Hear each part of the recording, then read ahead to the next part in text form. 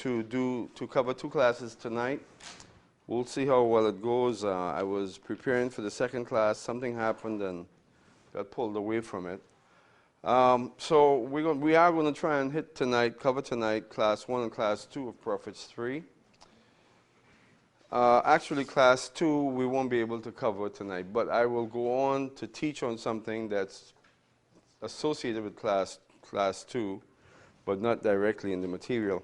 So what I want you to do is, of course, like I said last week, read through all of the material, class after class after class, and what you're going to find is that I'm going to teach all of the material and then some, but not in the same order that it's in the class. I didn't get to prepare for class 2, but I will teach something that's preliminary to class 2. That's actually further on in the course. So, let's begin. Father God, we bless you and praise you. We thank you, Lord, for your love and your mercy, Lord. We pray, Lord, that you will keep and sustain us. We ask for your strength. We ask, O Lord, for your favor. We thank you and we bless you, Lord. You are good and, Father God, merciful, kind in every way, and we praise your holy name. Amen. So, we're into Prophets 3, off and running. Of course, Prophets 3. Tonight we're going to try and do class 1 and class 2. Actually, not class 2, I keep saying, no. We're not going to do class 2, we're going to do class 1. I did plan to get class 2 done, but we're not going to do it. So here's a Hebrew word for you. You may recognize it, some of you anyway. What word is that? All right. It is pronounced in Hebrew zahphah. Zahphah, and it's one of the words for watchman. You got about 3 words for watchman in Hebrew, and zahphah is one of them. So, this is class 1, just an introduction to Prophets 3. Because I got pulled away from preparation, I have to do something a little different tonight. So, let's talk about these 3 prophets. Effectively, that's what we'll begin by doing tonight. We'll talk about these 3 prophets. So, who are the 3 prophets that we're looking at? If you remember back in Prophets 1, we talked about the 4 different types of prophets. And who remembers what we said? The 4 different types of prophets are, go back to Prophets 1, you have the early warning prophets. The prophets who are interpreting God's judgment. Then you have the prophets of the dispersion. That's Prophets 3. Those are the prophets we're going to be looking at tonight and going forward. And then we have the prophets of the ingathering, or the remnant, partial ingathering. So tonight we're looking at Prophets 3, and these prophets are, we will mention Ezekiel first. Ezekiel. And then, of course, Daniel. And included in Prophets 3 would be John. Let's call him John the Revelator.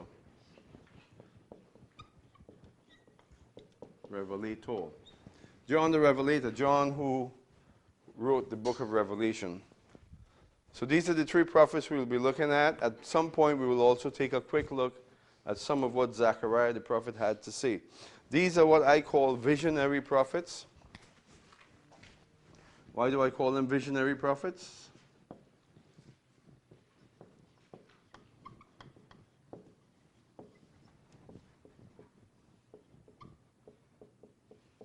They must have a vision of Israel's restoration.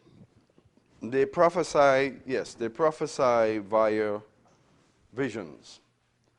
They were visionary in the sense of not having I have a dream, I have a vision. No. They were visionary prophets in that they had spiritual revelation provided to them. They saw visions, and based on their visions, they would prophesy. All 3 prophets are in that vein. Not that the other prophets didn't have visions, they certainly did. But the other prophets who had their visions were not the primary source of their message. In the case with these three prophets, their visions are, in fact, the primary source of their messages. And so I call them visionary prophets for that reason.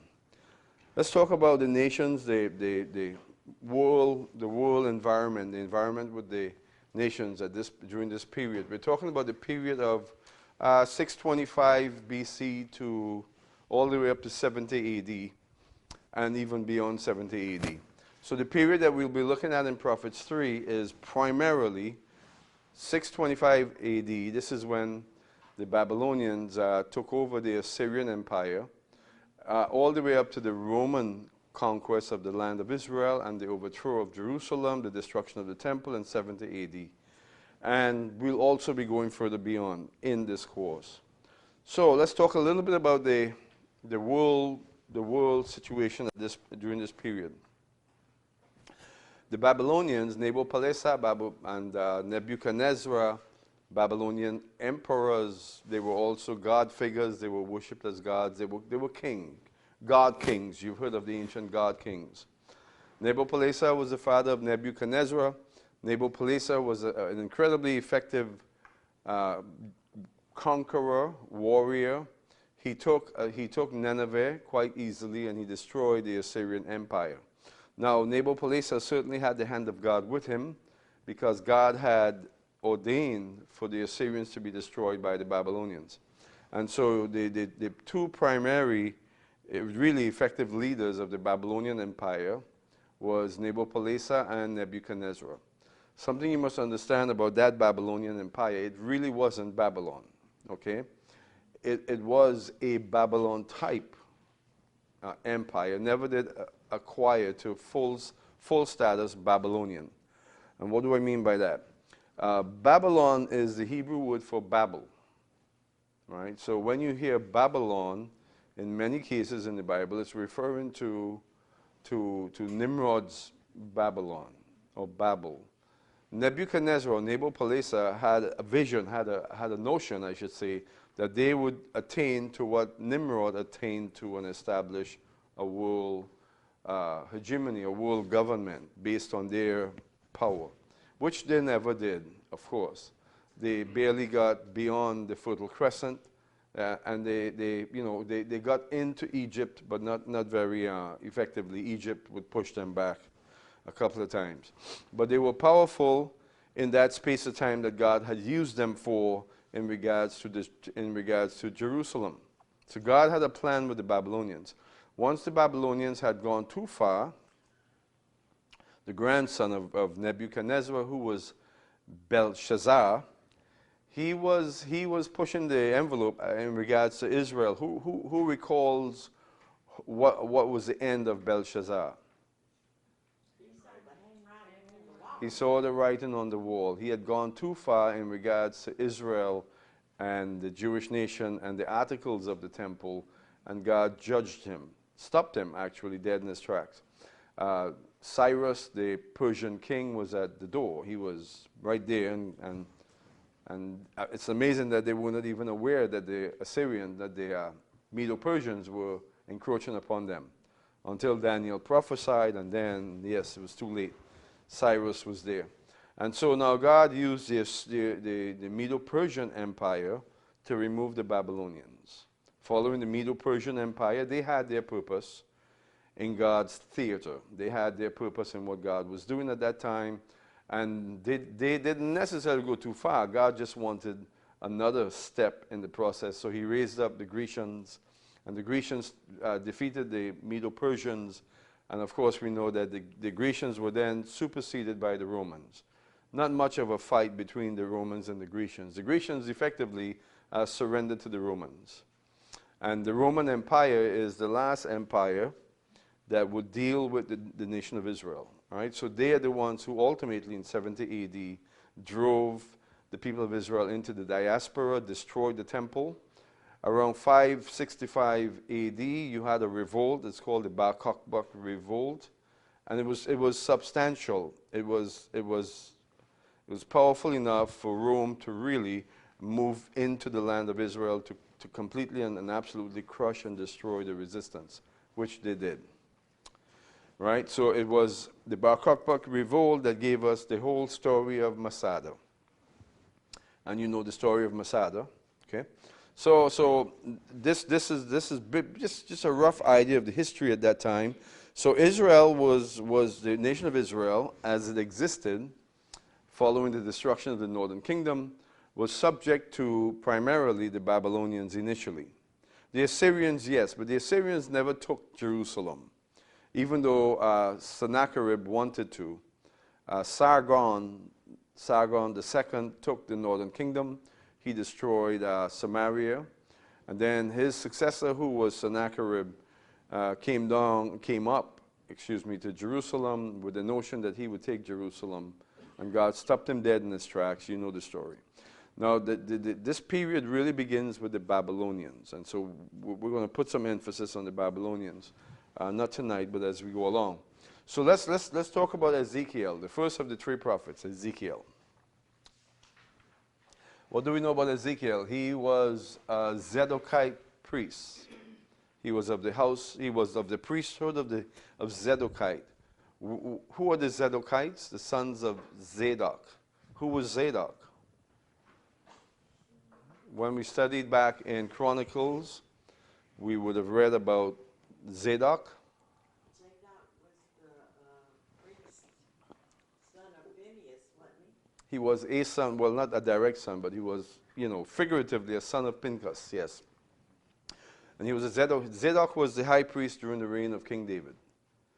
So, from that point of view, he was the first royal priest, a priest to a king. And he was the high priest, and he had a very important role alongside King David. He was faithful to King David. When Absalom pushed King David out of Jerusalem, you know the story. Absalom was, he was at the gate wooing the sons of Israel and pulling them away from King David. And ultimately there was a struggle, and King David had to flee Jerusalem. And he got up on the Mount of Olives, and he headed east and found himself in the Jordan Valley. Well, Zadok was faithful and stayed with him. And in fact, Zadok, the high priest, helped King David to retake Jerusalem. And so Zadok was a righteous king, a righteous priest, and found favor with God. God gave him tremendous favor. In fact, God made a promise to Zadok that his household will be sustained forever, that his priesthood will be an eternal priesthood. Now, we can discuss that tonight or maybe perhaps at another time, because, of course, we know there are no identical sons of Zadok today. Perhaps some of the Jewish people who are carrying the name Cohen are probably descended from Pinchas Zadok, but identifiably there's no house of Zadok today. All right? So the house of Zadok that God made this eternal promise to, we believe is in fact the church, the royal priesthood, the holy priesthood. It's an allegorical picture, and so it's symbolic. Nevertheless, so Ezekiel was a Zadokite. He was a Zadokite priest. When he functioned as a prophet, he was in Babylon. He didn't function as a prophet in Jerusalem. So he was taken from Jerusalem and taken out into Babylon. He was 25 years old, together with his wife. I'm not sure how old his wife were. They were Kohanim. Him and his wife were both Kohanim, and they were respected. Perhaps he was slated to be a high priest. He was certainly in the upper, I should say, noble priestly class. And he was a Jerusalemite, of course, and that would indicate that he was of the priestly class. The upper priestly class. You had many Cohens, but you had a few of them that lived in Jerusalem that were considered of a higher pedigree. And Ezekiel was certainly one of those.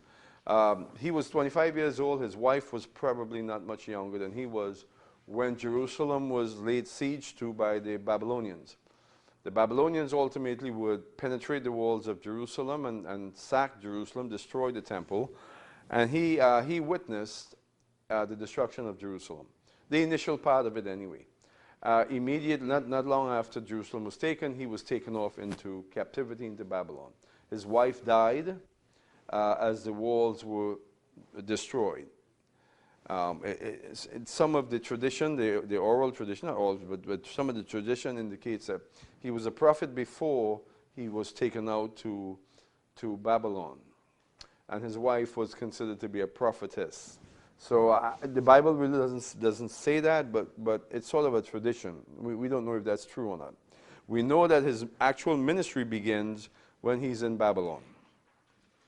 All right, Ezekiel chapter 1, we may look at that later on today if I can navigate through this properly. We will look at Ezekiel chapter 1.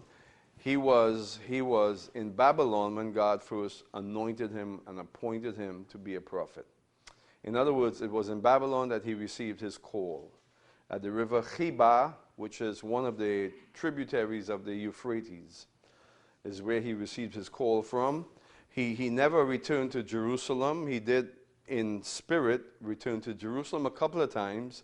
God took him in a vision from Babylon to Jerusalem a couple of times to reveal to him important facts, which we will look at some tonight.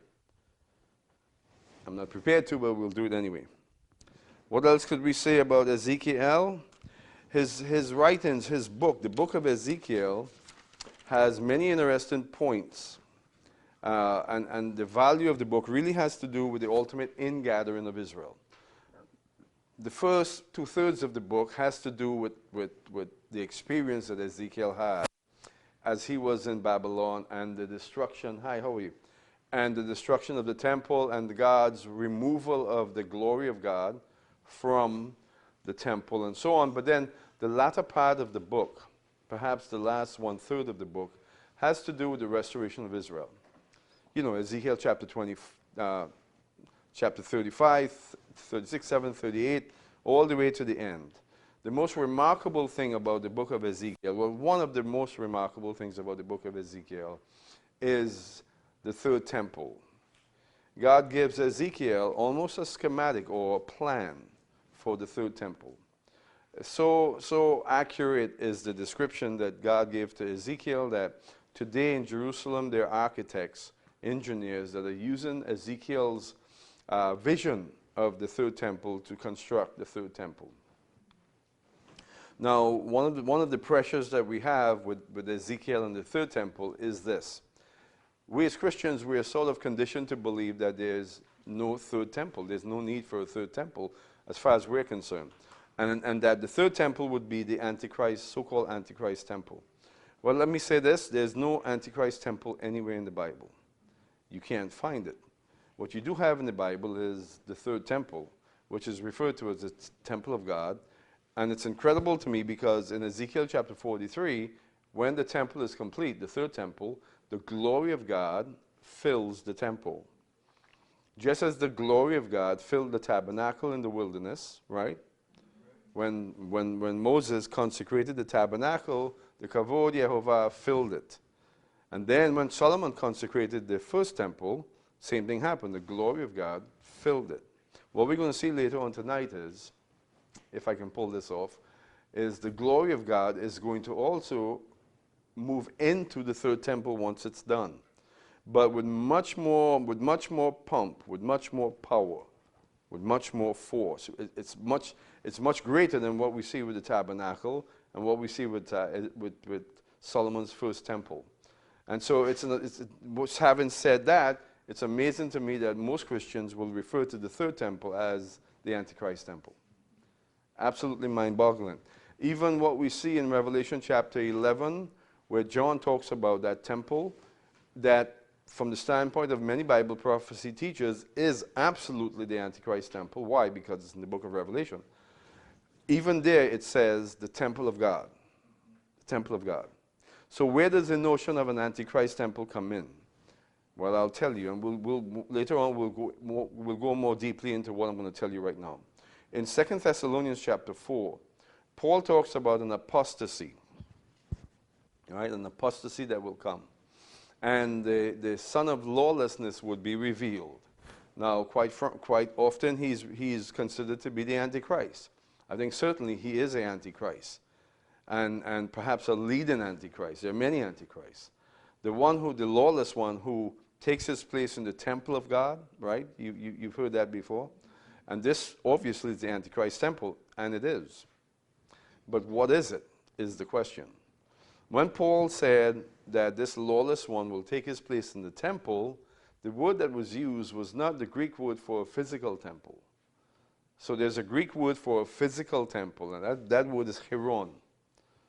The word that was used is nehos, which is the Greek word for the church. Now you need to ponder that for a moment. Paul said that the lawless one, the one that we refer to as the Antichrist, will take his place in the nehos, which is another word for the church, the living temple. When Peter spoke of the living temple, the word nehos was used. When Jesus spoke of the temple in Jerusalem, the physical temple, the Greek word was hieron. So I'm saying that to say that the Antichrist temple has become the nehos. So that would represent all Christians if you want. Orthodox. I like to point the finger at Orthodox Christianity. Right. That Christianity that comes from Nicaea, right? That almost pseudo-Christian pagan entity that we call Orthodox Christianity. It would be the leader that comes forth and the movement. So the lawless one, Paul spoke of an apostasy Right. when he wrote that letter to the church at Thessalonica, an apostasy that was coming. He said the apostasy was already here. Now, when he made that statement, I am convinced he was thinking about what was happening at the church in Rome, the book of Romans. What was happening at Rome, in that church in Rome? There was a huge division in that church. You had antinomians, and you had Jewish believers who was striving, who was contending with each other to see who would lead the church, who will take leadership of the church. Ultimately, the antinomians, the Gentiles, who were saying, we don't need law, we don't need to surrender to law, they took the church over. And that Roman church ultimately grew, expanded, and went to Nicaea. Why did it go to Nicaea? Because the Roman Empire was taken over by the Germanic tribes, by the Visigoths. The Visigoths took Rome over, Italy, not completely, but almost completely, and the church relocated to what is today Constantinople, what was then Nicaea. And then they had the Council of Nicaea, where Constantine presided over the church. He's the one, because of his authority, all of the laws and all of the times and everything was changed. So basically, he was kind of an He was a leading Antichrist. Right. So the point is this. The temple, the third temple that Ezekiel saw, is the temple of God, the actual, real, physical temple that will be filled with the glory of God, which is the living temple. We are the living temple. We will fill that temple. Now, the problem we have in Christianity is we tag that third temple as the Antichrist temple, and never is it referred to as the Antichrist temple. The only reference to an Antichrist temple is the nehos that Paul speaks about, of the apostasy that was coming. And that apostasy still exists in the church today. We did away at Nicaea, we set the framework to do away with the law. Constantine is today the lawless one. Why? He's dead. 1800 years ago he died, but he's still the lawless one because of his authority. He set in place this motion, this movement towards the church forsaking the law of God. And so he is the lawless one, even today. And he's alive in the church today. So I'm not saying that all of Christianity, of course, is wrapped up in this apostasy. We've come out of the apostasy. I have exited the apostasy. All right, and you are doing the same, and you have done the same, and many have done over the millennia. But the vast majority of Christianity is still married to orthodoxy, holding to orthodox doctrine. And therefore, it's still very much the apostasy, the Antichrist temple, from that point of view. All right, so Ezekiel gives us this incredible vision of the third temple, and he shows us that the glory of God is going to fill that temple. All right, and that's one of the most remarkable things about the book of Ezekiel. Also, Ezekiel gives us the Gog and Magog struggle. He gives us a wonderful picture of that great struggle, the Gog and Magog struggle, battle, that comes at the end of the millennial kingdom. Now, how do we know that it comes at the end of the millennial kingdom? Because that's what we see in Revelation chapter 20. We must allow the Bible to interpret the Bible. So Ezekiel talks about the Gog and Magog battle, where an army will suddenly surround Israel and begin to oppress Israel, to destroy Israel. God intervenes and he destroys Gog and Magog. And that's what Ezekiel reports in Ezekiel chapter 36. But then, so we don't have a timeline for that, right? It just happens. But then we see in Revelation chapter 20 that it does happen, and it's mentioned again in Revelation chapter 20, at the end of the millennium. So we can effectively and successfully tag the Gog and Magog struggle to the end of the millennial kingdom, which is more or less 1,000 years after Armageddon. Right? Because in Revelation chapter 16, and this is what you'll see, Armageddon is identified in Revelation chapter 16. It comes to its culmination, to its fullness, I should say, in Revelation chapter 19. It's put down. Armageddon is put down by God, Revelation chapter 19. And then comes a millennial kingdom. Then comes Gog and Magog. Many people convolute Gog and Magog and Armageddon. We shouldn't, because it's very clear in the Bible that Armageddon is separate from Gog and Magog. They're two separate conflicts.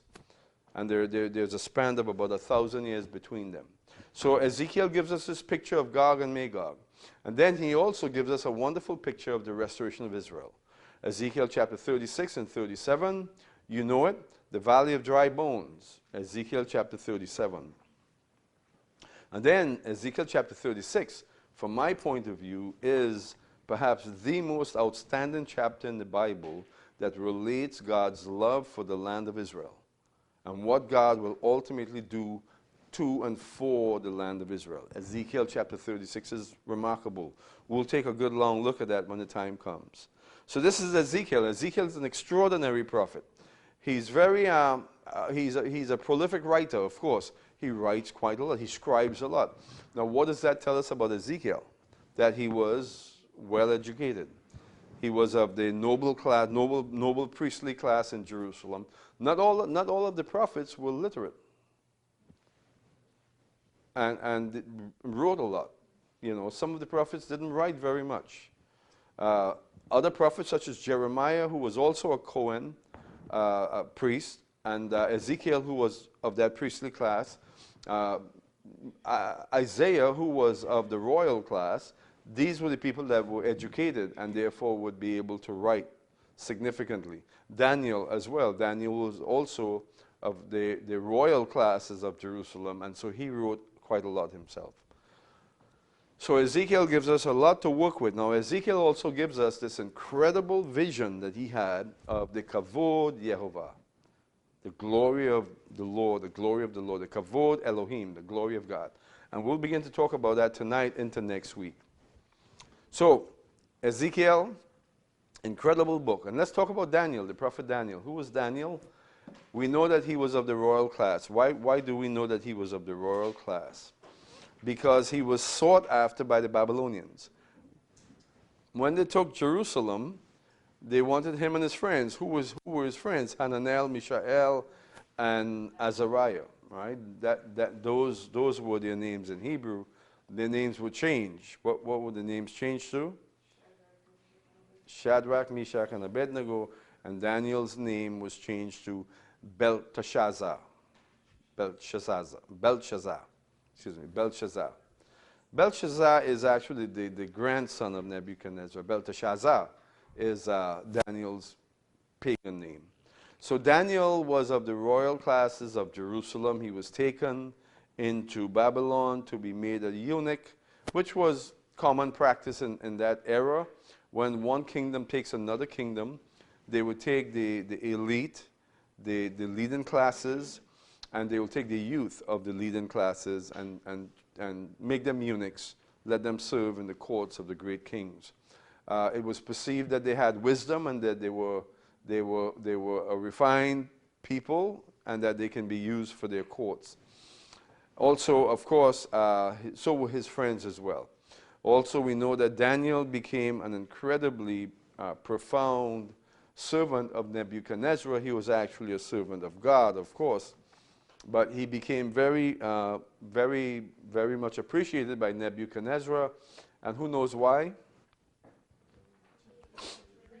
All right, Daniel was given interpretation for Nebuchadnezzar's dream, and he became one of Nebuchadnezzar's favorite. And then also we have the situation with Daniel when he was taken also into the Medo-Persian Empire and considered to be a leading eunuch also with the Medo-Persian Empire. And Cyrus, the story with Cyrus, he had to throw him in the lion's den. Cyrus didn't want to do it, but Cyrus did it. Cyrus did it because there was this whole thing that he was set up to do. Anyway, so we know the story. Now, Daniel, what are some of the values of the book of Daniel? Daniel gives us such strong insight into eschatology, end-time events. Daniel's vision of the four beasts in Daniel chapter 7, we'll spend a goodly amount of time looking at those visions, that particular vision. That vision in Daniel chapter 7 is profoundly connected to the book of Revelation. And also, of course, Daniel's interpretation of Nebuchadnezzar's vision or dream with the statue, very, very eschatological, very prophetic as well. And we'll be discussing that as well. And then Daniel had an incredible dream insight into the historic character that will come after his life, who was Antiochus Epiphanes. Antiochus Epiphanes was this king of the Seleucid Empire, the Grecian Seleucid Empire, who oppressed Jerusalem, he oppressed the people of Israel, and he was certainly a forerunner of Antichrist. Certainly was a forerunner of Antichrist. The whole story of Antiochus Epiphanes is where we get the story of Hanukkah. You know the story of Hanukkah, Judah Maccabee and his brothers and the priestly clan, and then ultimately a band of militia from Judea took authority actually for the land of Israel and destroyed the Grecian Empire and took possession of Jerusalem. And of course, we know that they purified the temple. They lit the menorah. It stayed lit according to the book of this is according to legend. It stayed lit for 8 days. The book of Maccabee doesn't say anything like that. And so you have Daniel, such a prolific prophet. At the end of Daniel chapter 12, he gives a tremendous amount of insight into the very last battle, conflict. And we'll really have to study it to really get into it. But Daniel, again, provides such incredible prophetic insight into end-time events. And then we'll also, in this section, we'll look at the prophet John, Yohanan ben Zebedee. He is the son of Zebedee, John. So the Hebrew name Yohanan is actually John. So John, the son of Zebedee. Now, Zebedee was his father's name. And they lived in the region just east of the region of Zebulun. Right? So no doubt about it, Zebedee is a form of Zebulun. Right? So when you go from the Hebrew to the Aramaic, because they were speaking Aramaic in the Galilee at that time, and you come to Greek and then you come to Latin and English, you have Zebedee, but his name was Zebulun. So what can we take away from that? That the tribe of Zebulun was still more or less in that region. Because Zebulun, their region was in the Galilee, right, the Galilee, and into the Jezreel Valley. So, you know, a lot of people talk about the 10 lost tribes and that the 10 tribes of the north were simply removed and taken out into the diaspora, and we've refuted that here many times. Well, here is evidence of it. You have, you know, 400 years or 300 years after the destruction of the northern capital, Samaria, you still have descendants of Zebulun in the same region of their territory. And then not too far away, you had Simeon, who was Peter. He became Peter. Well, Simeon was of the tribe of Simeon, which was more or less in the same area, more or less. So you see, these tribes of Israel, they stayed in their region. They were subjugated to the ruling forces and subjugated to change and so on, but the tribes were never removed, as we're sort of conditioned to believe. More or less, they stayed in place. Now, many of the sons of Israel, northern and southern kingdom, did go out. Many of them went out. Not by force, but by necessity. You follow me? When the Babylonians took Jerusalem and Judah, they didn't take that many Judahites out. Not many. I think 150,000 altogether, max. Same thing with the Assyrians in the northern kingdom. So we're talking about small percentages of the Israelites that were actually taken out, forced to leave. Now, ultimately, about a half, more than a half, of the sons of Israel will go out into the diaspora, and they would do it through necessity, because life in Israel became difficult, and it became known that life in the diaspora was good. God was blessing them in the diaspora, so they went out. So John now his family is on the Galilee. They're fishermen. They're fisher people, I guess I can say. And very, very well established fisher people. Zebedee or Zebulun had a good name in Jerusalem. You know the Gospels and John's Gospel.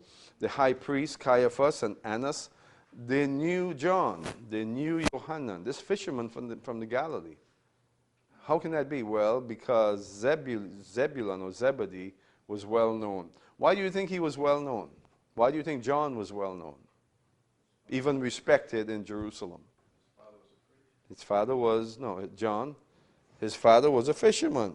His father had 2 or 3 boats in Bethsaida, the house of bread in the Galilee, Bethsaida, which is north of Capernaum, right? Why? Because the fish industry was a very important one, very important in that period.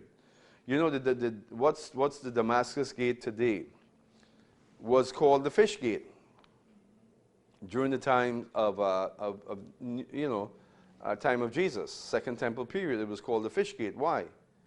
Because that's where the fish will come into Jerusalem, that faces north.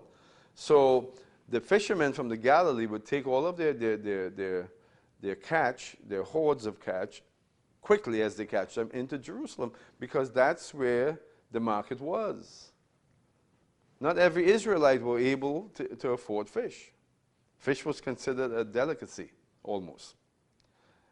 And so the Jerusalemites would bring the fish into Jerusalem, and Zebedee was well known because he had the market. He had a corner of the market.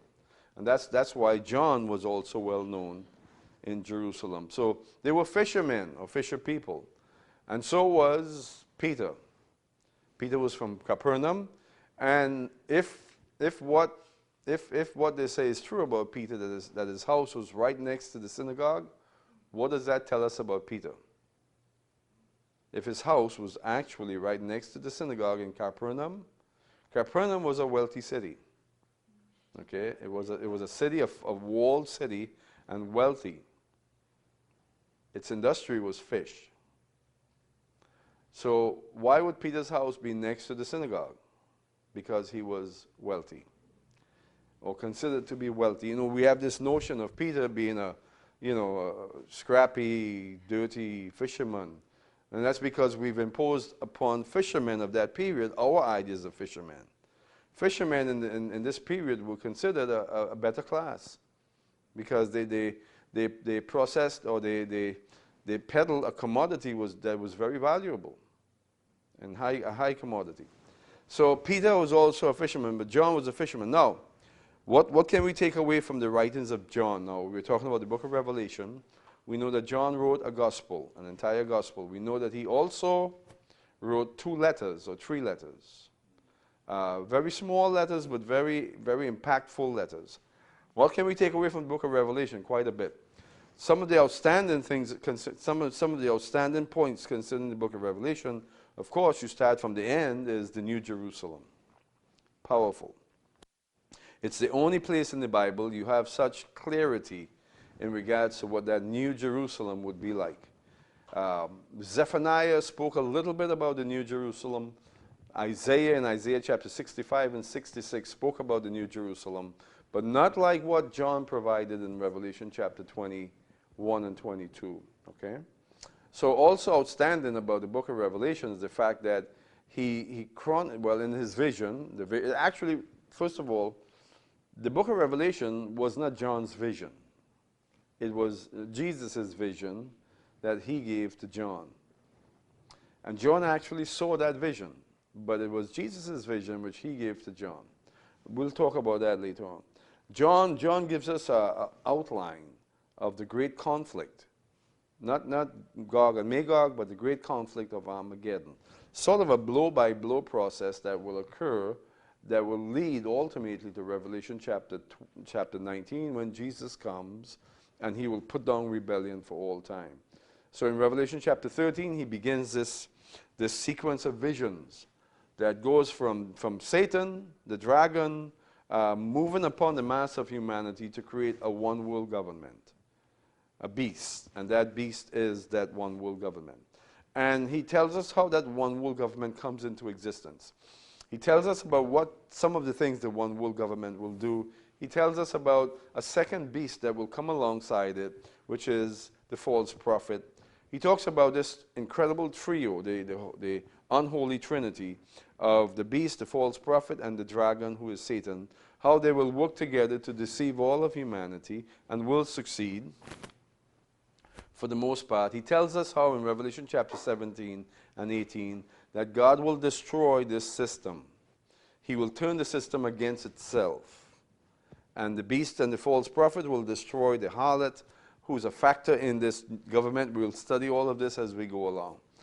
Then we see in one of the most outstanding things about the book of Revelation actually is Revelation chapter 2 and 3. There's quite a bit that's really remarkable and outstanding about the book of Revelation, but Revelation chapter 2 and 3 is where we have the visions that Jesus gave to the 7 churches, or the appraisals that he gave to the 7 churches in Asia Minor. These were 7 churches that John had a dimension of authority over. In other words, he was an apostle to these 7 churches in Asia Minor. All right, there were many more churches than 7, but John had apostleship with these 7 churches. And Jesus comes along and gives John this vision for the 7 churches, and admonitions and warnings and corrections and appraisals. And that's also remarkable. And then we have Revelation chapter 4 and 5, a really outstanding vision that John was given by Jesus, where Jesus goes before the throne of God in heaven. And preparation is being made for the breaking of the seals, the sounding of the trumpets. So the book of Revelation is incredibly profound. It's replete, just covered with all sorts of incredible prophetic realities. And we'll see that, we'll study that book complete. We're going to study the book of Revelation almost from cover to cover. Not quite, but almost. Any questions? All right. So let's talk about the Kavod Yehovah, the glory of the Lord. It's referred to as the glory of the Lord or the glory of God. Kavod Elohim. So I'll give you the Hebrew here for Kavod Yehovah. All right, so here we go. Hebrew for Kavod Yehovah.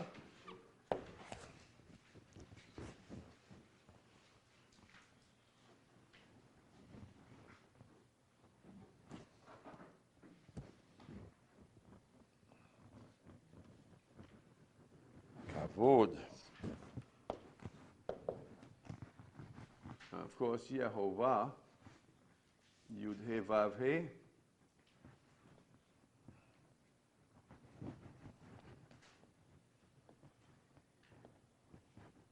Kavod Yehovah. transliterated.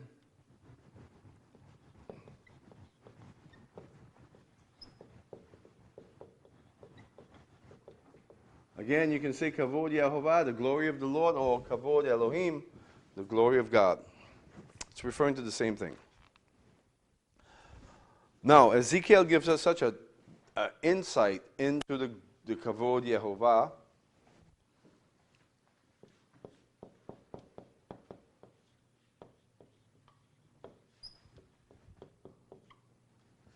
The glory of the Lord.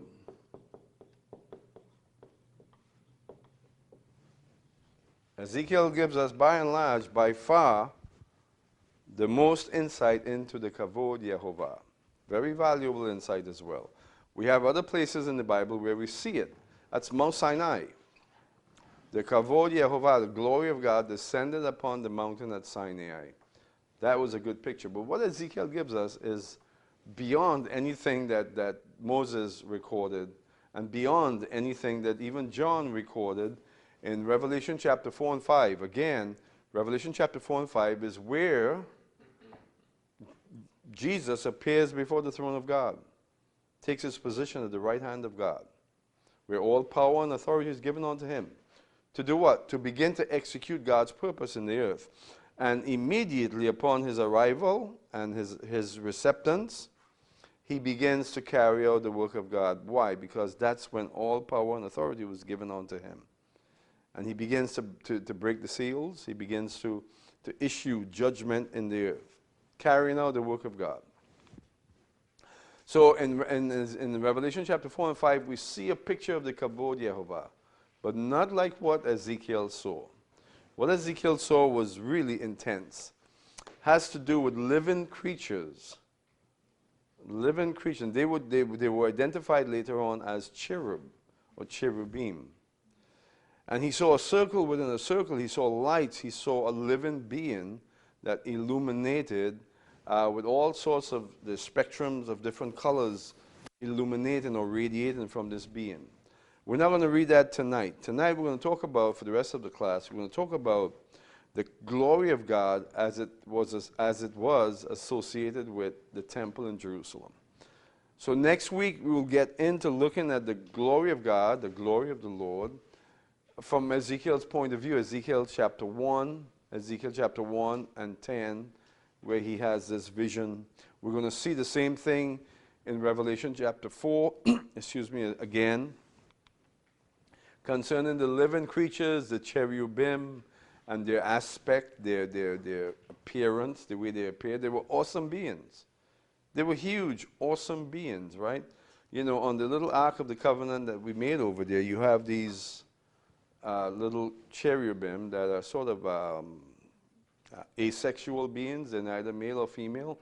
But if you look at the ones we have there, they're kind of curvy, right? So that's nothing like what a cherubim looked like. What we're going to see is, from Ezekiel's vision, the cherubim are incredibly awesome beings. Doesn't look like a half-breed male-female with long, blonde, flowing hair. Shapely at that too. Awesome, awesome beings. Dreadful beings, actually, the living creatures are. And we're going to see them. It's awesome, actually, when you look at them. But tonight we're going to talk about, for the rest of the night, we're going to talk about the Kavod Yehovah that departs from Jerusalem and that will ultimately return to Jerusalem. You know, you've heard Ichabod. You've heard of Ichabod. What does Ichabod mean? It's gone, right? So I don't know if there are many people that uses the phrase Ichabod today, but some of us older people, we understand what it means, right? So when would we use the phrase Ichabod? How would you apply the phrase Ichabod? Something's good, something really good is happening, and all of a sudden something goes south, and you say, well, Ichabod. You know, the glory has departed. And we use it like that, right? Well, it's actually from the Hebrew and from what Ezekiel experienced, from what he witnessed. Ichabod, the glory of God has departed. And this is a very important focus for us in this course. It's relevant to so many things. It's relevant to the actual return of the glory. It's relevant to Jesus' return. It's relevant to the third temple and what will happen. And of course, it's relevant to who we are in God's glory. Right? Jesus said in Matthew chapter 25 that when the Son of Man comes, he's going to come in the kavod Yehovah, in the glory of God. Right? And so that's an important statement. He says it also in chapter 16 of the book of Matthew. He's coming in the glory of God. And that's powerful, because what I'm going to tell you right now is that the church is going to be the vessel of the kavod Yehovah. We will be a literal vessel. Each of us, individually, we will be vessels of the kavod Yehovah. Collectively, we will be a vessel. So you see, each of us would be little vessels of the glory of God. Together, we will be one really large vessel of God's glory. How many of us remember or have seen fireflies? Fireflies, yeah? Well, many of us. Usually when I ask that question, people look at me like, what's a firefly? Mostly younger people. Mostly younger people. Well, where I grew up in Trinidad, for the younger period of my life, I lived on a mountain, right? And there were many trees around and so on. And there was a certain time of the year that the fireflies would come out.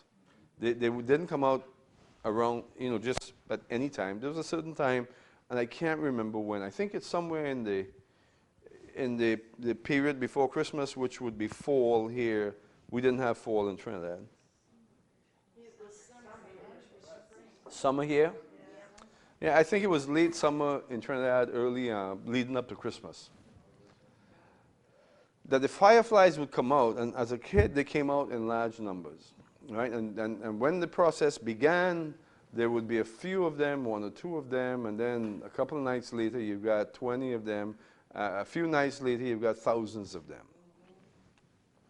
I remember as a child, they would come around, and they were fascinating. Here are these things, little bugs, and they would illuminate in the night, right? And they wouldn't, on the mountain, there were not many lights, right? And so these things will come out, and they'll just light everything up. And at one point, there was this one tree that they congregated on and around. And I still have that vision in my mind of hundreds, perhaps thousands of them in one spot, and the incredible light that they created. So one firefly would create significant light, but 1,000 of them in one spot, a much brighter light. So think of that in regards to the kavod Yehovah, the glory of God. Each of us will receive the glory of God. All right? We would light up, literally, like Jesus lit up. When he received the glory of God at resurrection, at his resurrection, he lit up. Right? And so that's, and we will all have that same experience when we resurrect. Now each of us would be shining in that glory, but collectively think of what we would look like. And we're all going to assemble in one place, which is Jerusalem. Right? It's going to be quite a sight. It's going to be powerful. So that's the glory of God. When Jesus comes, that's what he comes in. We become a vessel, a living vessel, a real vessel of God's glory. And you know what the Bible says. There will be no need for a sun or a moon, because the glory of the Lord will be the sun and moon. So quite literally, planet Earth will not need a sun or a moon, because the glory of God is in Jerusalem. Millions, myriads and myriads of shining beings are going to be in Jerusalem. All right, let's go to Daniel chapter 12.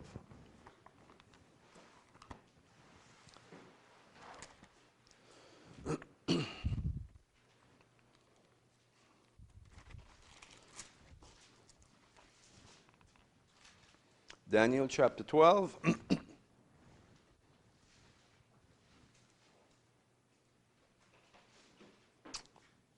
Verse 2, I'll read verse 2 to verse 3. Many of those who sleep in the dust of the ground will awake, these to everlasting life, but others to disgrace and everlasting contempt. Those who have insight will shine brightly like the brightness of the expanse of heaven. And those who lead many to righteousness like the stars forever and ever. Isn't that wonderful? So you know what Daniel is referring to there. It's literal. He's talking about the glory of God that will fill those who will resurrect and live forever. we will be the vessel of God's glory. Zechariah talks about God coming with his shining ones, and mighty ones as well. So we have this incredible picture in the book of Revelation, all right, of the glory of God that will, Ezekiel, the glory of God that will fill the third temple. But first, the glory of God is removed. So let's begin to look at that. In Ezekiel, we're just going to look in Ezekiel, start off in Ezekiel chapter 10, and we'll read up to Ezekiel chapter 11. So Jesus says he's coming in the kavod Yehovah, the glory of God. This glory of God is incredible, it's profound, it is what will provide light for planet Earth and for all humanity. It's going to be a canopy. Isaiah said it's going to be a canopy over Jerusalem, a canopy of God's glory. The glory of God will be a canopy over Jerusalem. So think about that, a living canopy, a canopy of human beings covered over Jerusalem. So what's the backdrop to Ezekiel chapter 10? Well, Ezekiel chapter 8 and 9 deals with his indictment against Judah, against the leadership in Judah. And we'll get back to look at this later on. His indictment against Judah is, you're engaged in idolatry, the worst kind of idolatry. Not just idolatry, but really bad stuff. Excuse me. You're engaged in really, really bad stuff. They had erected in Jerusalem the object of jealousy, an idol. And that idol, that object of jealousy, was actually a Baal, which was a phallic symbol. Pole, a carved pole they had set up in Jerusalem, a phallic symbol representing Baal, the worship of Baal, right there in Jerusalem, not too far from the city of David. This was horrible. God was incensed. And what else did God say to the children of Judah, the sons of Israel? Your daughters are offering up baking cakes to the Queen of Heaven and mourning for the death of Tammuz. Who's Tammuz? Tammuz was actually Baal, the sun god. Okay? And I'm not going to get into that. We talked about that a little bit earlier back in the history part of the course. Tammuz was the son, in Hebrew, Tammuz is the son of Nimrod. All right? The son of Semiramis, this incredible goddess figure, the wife of Nimrod. According to the stories surrounding Semiramis, Nimrod, and Tammuz, Nimrod died in a battle. According to the book of Jasher, Abraham killed him, according to that book. But Nimrod died in a battle, and then Semiramis took her son to carry on the royalty of the family, and they married. So she married her son, who was Tammuz. And then her son Tammuz was killed by a wild boar, ran through by a wild boar. He died around the time of what we call Easter. He was ran through by a wild boar. He suffered for about a month and then died. And this correlates with what we know as Easter, the celebration of Ishtar, because Semiramis is actually Ishtar. This Semiramis is Ishtar, the celebration of Ishtar, where they would mourn for Tammuz for a month, and they would bake cakes to Tammuz. This is where we got Easter from. I mean, let's just look at it from that point of view. We all know that Easter is pagan, we just don't know why. Well, here is why. Because it's really about Ishtar and her son Tammuz, who died. And that's why Christianity, for a month, we have Lent. And what do we do at the end of the month that we have Lent? We bake cakes. Hot cross buns, right? Which incidentally, I loved. I really, really loved. I mean, every Easter, that was a high point hot cross buns on Easter morning. That was incredible. Who remembers hot cross buns? Hot cross buns, Elka does. And they were good. I mean, they were really good. Had a little cross on the top of them, a little symbol of Ishtar, cross right on top of them. Beautiful. Round buns like this. And they were made so sweet, sweet cake. You know, like challah. You know, envision challah, but with a lot more sugar. About this big, really tender. Oh, you get them fresh out of the bakery? They're great. Put a little cheese in them. Must not have been a Baptist celebration. No. They're very Roman Catholic, Orthodox. Put a little cheese in them, they're wonderful. Now, the whole thing of the hot cross bun goes way back beyond the time of Jesus. One of the amazing things you can do if you had some time is research the origin of Easter. And you would see that it predates Jesus by several hundred years. The origin of Christmas. Also, Britannica, the Encyclopedia Britannica, or any encyclopedia would tell you that it predates the birth of Jesus, Christmas and Easter. Well, Easter was celebrated by the pagans long before Jesus. It was a time to celebrate Ishtar and the death of her son. All right, and so we've made that about the death of Jesus. We mourned for a month. Tammuz was ill for a month. Everyone prayed for him. And so the daughters of Zion were doing this. They were baking hot cross buns to Ishtar. One of the amazing things, and one of the most defiling things, I think, about this is that the hot cross buns are actually phallic symbol. A phallic symbol. Bun, hot cross. This is a very common pagan symbol. If you research it, you'll see it. Any information, any book or any source of information on ancient paganism of the Middle East, what is now the Middle East, will indicate this as a very common pagan symbol. It is a symbol, an ancient symbol of Ishtar, the goddess of fertility. It's a female phallic symbol. What used to be referred to as the matrix. Hot cross bun. That's what it is. All right? And they would bake these hot cross buns and enjoy them at the time of Tammuz. Horrible stuff when you really focus in on it. But it's real stuff. And so I get into that to say this is what made God really upset with the sons of Judah. They were baking hot cross buns to Ishtar and to Tammuz. They had a phallic symbol, the symbol of Baal, in Jerusalem. And then on top of all of that, by the way, you can find this in chapter 8 and 9, if you want to look for it. Then on top of all of that, the leadership was worshiping the sun on the Temple Mount. They had also little idols tucked away in little niches in the temple. I mean, just a slew of offenses against God. And the straw that broke the camel back was when God took Ezekiel in a vision and showed him the leadership, more than likely the Kohanim, bowing and prostrating themselves to the temple and worshiping the rising sun.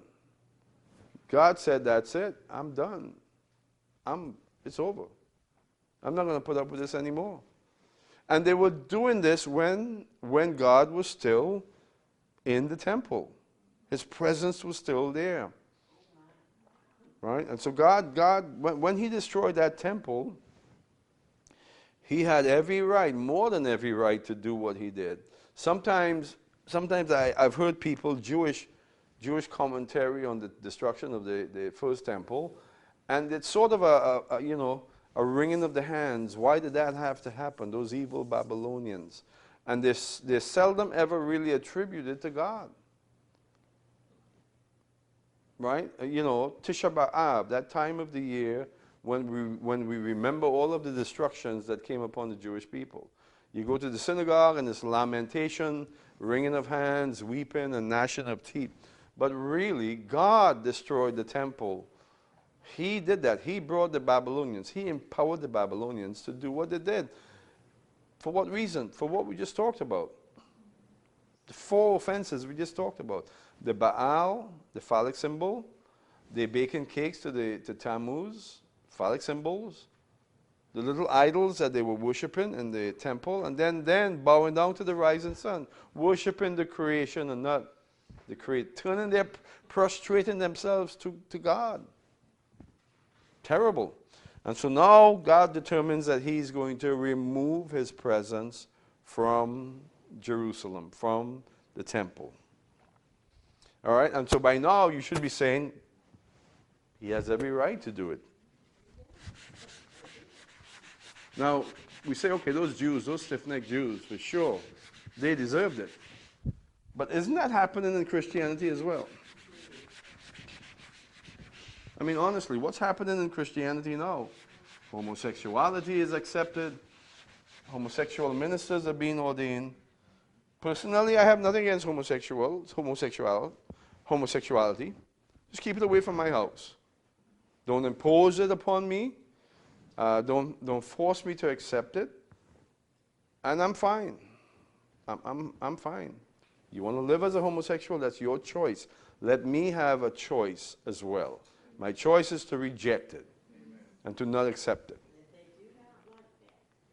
All right, so in the church there is, in fact, idolatries that's just as abominable as what we see here with the sons of Judah. I mean, just as. I mean, let's face it. And so idolatry is idolatry is idolatry. So God had determined that he's going to remove his presence from his temple. Now, think of it this way. In Exodus chapter 25, verse 8, God says to Israel through Moses, build me a tabernacle that I might dwell in the midst of Israel, that I might dwell among them. And Moses went forward and he built God a tabernacle based on the pattern that he saw in heaven. This was serious business. God wanted a tabernacle to mirror what existed in heaven, where he would allow his glory to be seen. Why? Because he was indicating that he is reversing the curse that's upon all humanity. He is redeeming creation. He's coming back. He's preparing to live again in the midst of his creation. He's providing a way by which man can come to him again. This is very important. So when he moved into that tabernacle, we see in Exodus chapter 40, it was a spectacular event. God moved in, and it was bold. It was powerful. And Moses had to back away from it. You know, Moses, who went up the mountain and stood in God's presence for 40 days, he shone when he came off the mountain. When the glory of God filled the tabernacle, Moses had to get away. It was too much. And then the same thing, like I said earlier, in Jerusalem, when Solomon consecrated the temple. This is a big deal for God. God moves in and he wants everyone to know that this is my place. This is my Mishkan, my place of dwelling.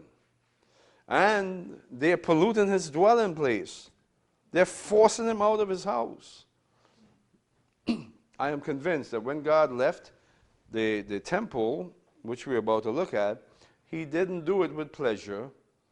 It was a sorrowful thing for God that he wept as he left the temple. I am convinced of it. So we're going to do a little reading tonight in Ezekiel chapter 10 and 11. Let's read a little bit. Let's read Ezekiel chapter 10. Someone, if you would, read 1 to 3, and then I'll do some reading as well. So Ezekiel chapter 10, 1 to 3.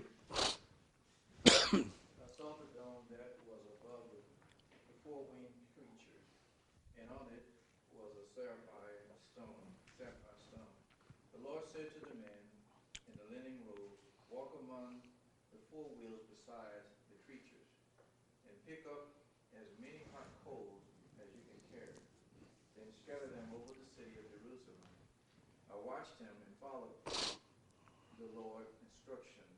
The winged creatures were standing south of the temple when the man walked among them.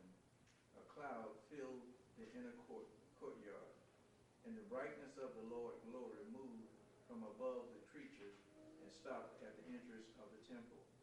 How far you think for that? 3. That's it. Did you, did, The entire temple was filled with the glory and the courtyard. That's it. all right. Now, so he's having this vision. God is allowing Ezekiel to see his kavod Yehovah, the glory of God. Now, let's read in 4. Then the glory of the Lord went up from the cherub to the threshold, of the temple, and the temple was filled with the cloud, and the court was filled with the brightness of the glory of the Lord. So the glory of the Lord went up from the cherub that's where? In the Holy of Holies. All right? And the temple, as a result of the kavod Yehovah, the glory of God, going up, it filled the... Now, Ezekiel is seeing this in a vision now. God took Ezekiel from the river Chiba by the lock of his hair and brought him to Jerusalem in a vision. And this is what God is showing him in a vision, that the glory of the Lord was lifted, whereas God's presence, the glory of God, was situated on the mercy seat between the wings of the cherubim. It's being lifted up from that place. All right? So let me do a little diagram here.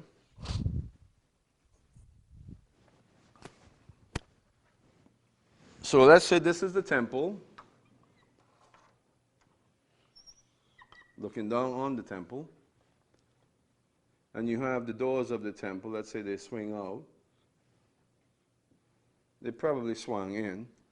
And then in the temple you have, which was the veil. And in the Holy of Holies you had the Ark of the Covenant. The poles of the Ark of the Covenant actually went in the other direction than we typically think. And why would I say that? Because what we see in the Bible is that the poles extended out from the curtains. Now, actually, we tend to run the poles going this way. Why? It has to be that way. Why? Because when the children of Israel took the ark into battle, they had God's throne facing forward. So they went out into battle, and God wasn't facing this way as they were taking them into battle. Anyway, so this is where the glory of God would have been, right here, right? Let's say this here represents the glory of God, the kavod Yehovah.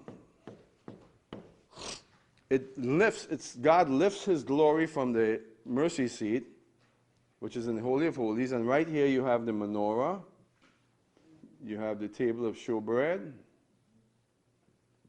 and then you have the altar of incense, smoke going up.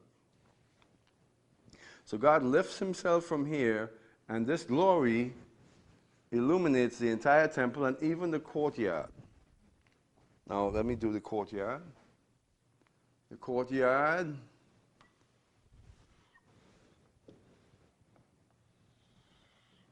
All right, something like that. So God lifts his glory, his presence from the mercy seat. Then now in verse 18, then the glory of the Lord departed from the threshold of the temple and stood above the cherubims, and stood over the cherubim. When the cherubim departed, they lifted their wings and rose up from the earth in my sight, with the wheels besides them, and they stood still at the entrance of the east gate of the house of the Lord's house, and the glory of the Lord of Israel hovered over them. So what you have is the glory of God left the Ark of the Covenant, the mercy seat, and settled here for a while.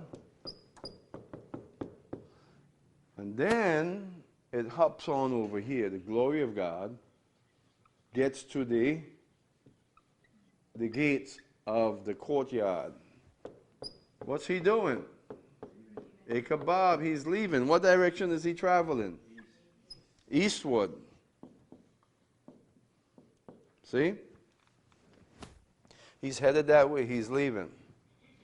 He's not doing this joyfully. He's leaving because of unrighteousness and sin that exists. And from the gate to the courtyard, in chapter 11, verse 22 to 25,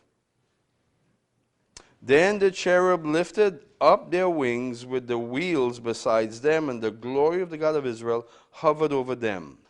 The glory of the Lord went up from the midst of the city and stood above, or stood over the mountain which is to the east of the city. So,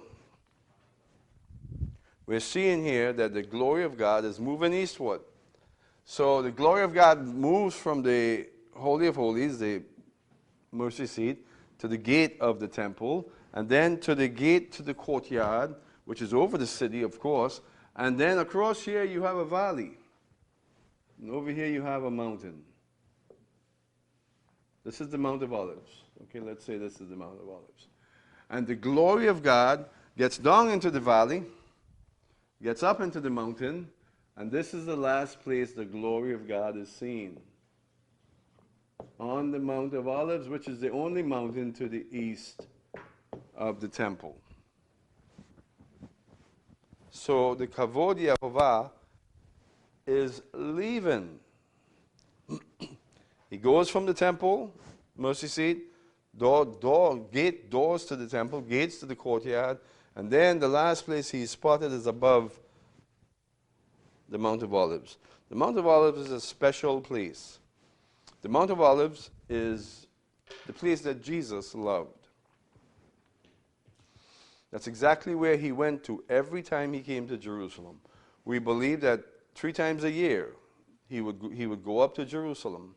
And in the instances and the cases that we see in the Gospels, John's Gospel particularly, that's where he went. He camped on the Mount of Olives. He pitched his tent right there and lived on that mountaintop. There were times when he would stay over beyond the mountain, further eastward, in the city of Bethany, Bethphage or Bethany. Right? Who lived at Bethphage or Bethany? Lazarus, Mary, and Martha. It's about 2 or 3 miles further east. And that's where Jesus would go many, many times. But it was close enough to the Mount of Olives that he would leave Bethphage or Bethany, however you say it, and come to the Mount of Olives and spend most of his time there. Now, there's an account in the Gospel of Luke that says that every day Yeshua, Jesus, would leave his place on the Mount of Olives and go up to the temple to preach.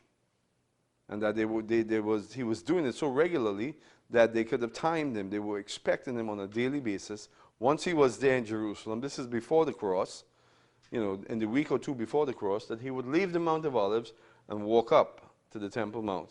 Last year, I think it was this year, they opened up the Pilgrim's Path.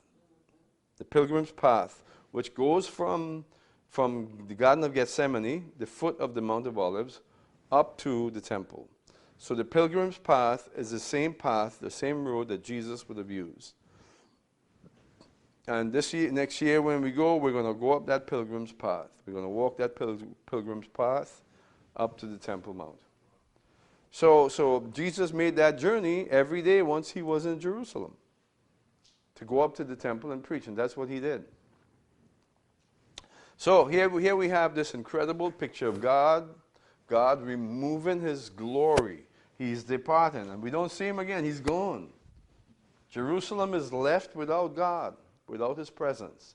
Shortly after this, the Babylonians come and they destroy everything. The second temple was built exactly on the same spot. Right? We know the story of Zerubbabel, Ezra, Nehemiah. They came back from the Medo-Persian, from Persia, and they started to rebuild the temple, and they rebuilt a temple, nothing like the first temple. But then, of course, Herod, who was a Hashmonaim, he was a descendant of the Maccabees. The Hashmonaim were descendants of the Maccabees. But he really wasn't Jewish. He was mixed with the people of Idumea, who were basically Jordanians, or Ammonites, Idumeans. But so Herod was actually more Idumean than a Hashmonean. But he claimed to be a Hashmonean, a descendant of the Maccabees. He became king, right? And what did he do? He took the temple that was there, built from the time of Ezra, Nehemiah, and Zerubbabel, and he really renovates it. He builds that temple into one of the 7 wonders of the ancient world. Massive structure, capitals, golden capitals, huge columns, 7 feet across, massive, massive structure. Certainly a wonderful, a glorious temple that Herod built for Israel. Now, that was really his way of gaining the appreciation of the Israelis. That's what he wanted to do. He really wanted to solidify his position as the king of Israel, and therefore he gave them this wonderful temple. He was an incredible leader. I mean, give him that. He was an incredible leader, an engineer, a builder. And he built this temple. The temple was glorious, but it didn't have the glory of God. All right? It was glorious to look at, but there was no glory in it. In other words, the Kavod Yehovah was not there. Okay, the Ark of the Covenant was possibly there. There's no account of it. But the Ark of the Covenant was possibly there. I doubt it. But the glory of God was simply not there. It's more than likely that Israel didn't have the actual Ark of the Covenant, and they may have built something to replace it. Placed it in the Holy of Holies, I don't know. There's no real accounting of it. Anyway, so that temple was a nice temple, but it was an edifice. It was not a temple. This was the temple of God. This was destroyed once God moved out. The glory has departed. Now, what we're going to see is that the glory of the Lord, which departed from Jerusalem in the time of Ezekiel, 2,500 years ago, that glory is destined to return. And God has a very concise plan, a timeline even, to return that glory to Jerusalem. Now, we know that Jesus said when the Son of Man comes or returns, he's going to return or come in the glory of God. Let's think of it this way. He's going to literally come back in the same glory that Ezekiel saw. All the colors, the lights, and all of the splendor that was associated with that power, that glory, he's coming back in that glory. Like I said earlier, you are living vessels of that glory, and you will be a living vessel of that glory. When Jesus returns, where is he coming? According to Zechariah chapter 14, he's going to step his foot on the Mount of Olives. This is where touchdown, right here is where it's going to happen. Ground zero, touchdown, right here. His feet are going to land on the Mount of Olives. When that happens, this valley splits east to west, water comes up. Ultimately, this water finds its way all the way into the Dead Sea, brings life to the Dead Sea. Great things are happening. But he lands here, but where is he going? He's actually going to this place. The third temple that Ezekiel talked about. In other words, there's going to be a third Heron, physical temple, Heron in Greek, that's going to be sitting there with its gates wide open, facing the east, waiting for him when he comes. He's coming in the glory of God. He's going to appear. We're going to be with him. There's going to be a physical temple there, but that's not the real temple. Why? Because you are the real temple. We are the real temple. And that's just an edifice until we arrive. And when we arrive, it becomes a living temple. But what Ezekiel gave us is a marvelous temple, massive. 3 times the size, or twice the size of Herod's temple. 3 times the size of Solomon's temple. It's massive. But it's not going to house us, right? Because we're too many. Think about it. It's not going to house us. We're myriads and myriads of believers. All of us. We're fireflies. So how are we going to fit in that temple? Well, we don't all have to fit in the temple. We don't. Jerusalem, the Bible tells us in Isaiah, would become the place of God's glory, the entire city of Jerusalem. If you've been to Jerusalem, you know that Jerusalem is basically, its formation, its terrain is like a cup. Right? The mountains that surround Jerusalem, you know the psalm, as the mountains surround Jerusalem, so the Lord surrounds those who he loves. And so Jerusalem is like a cup, and then in the middle of the cup you have Moriah. Mount Zion, Moriah, right in the middle. That's what you have. That's Jerusalem. And it's about, I don't know, about 4 or 5 miles, maybe maybe even more, 8 miles in diameter, I guess, something like that. It's good size. Well, think about this. When Jesus comes, he comes in this glory, and we all come with him. And I told you about the tree that I looked at as a kid that was covered with fireflies and the whole tree illuminated. Well, think about the entire mountain range illuminating. Think about a column of glory that goes up into heaven. Think about that. From Jerusalem. You know, Zechariah in Zechariah chapter 12 says that the house of David, which is a reference to the church, the tabernacle of David, would be like the angel of the Lord at that time. And that would be like God, it says, Ezekiel says.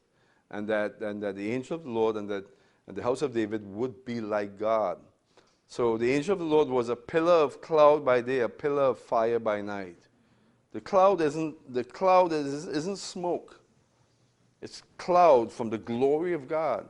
So there's going to be a pillar, I believe, a pillar of God's glory over Jerusalem. How high it will go, I don't know. As high as we can fly. And it's going to sit right there over Jerusalem. It's a column of smoke by day and fire by night. That's what it's going to look like. Because the church, the house of David, will be like God, the angel of the Lord. That's what Zechariah said in Zechariah chapter 12. Now that takes us to Ezekiel chapter 43. So Jesus is returning here. He's coming in the glory of God. So God removed his presence from his Holy of Holies in Jerusalem. He departed. He has a plan in place to return in Yeshua, where Yeshua will do the exact thing in reverse, and he will come across this Kidron Valley. He will come into the gates of the courtyard, and he'll come into the tabernacle, into the temple, and take his place on the throne of God. He'll be a king on that throne for 1,000 years.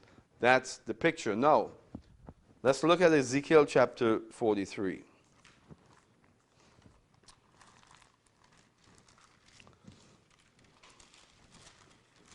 Let's look at this incredible event.